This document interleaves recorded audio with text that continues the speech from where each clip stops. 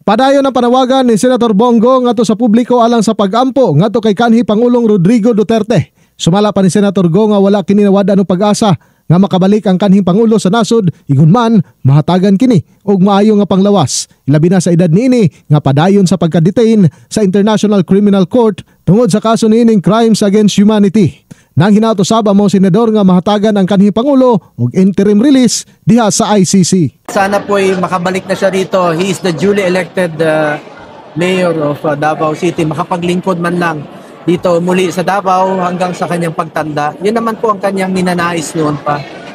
I will continue to pray for Tatay Digong. Nasayran nga nakatakda nga desisyonan sa ICC ang interim release ni former President Duterte karong Nobyembre 28, 2025. In the heart of changing lives, ako si Brigada Julius Pacot alang sa 93.1 Brigada News FM Davao, The Music and News Authority.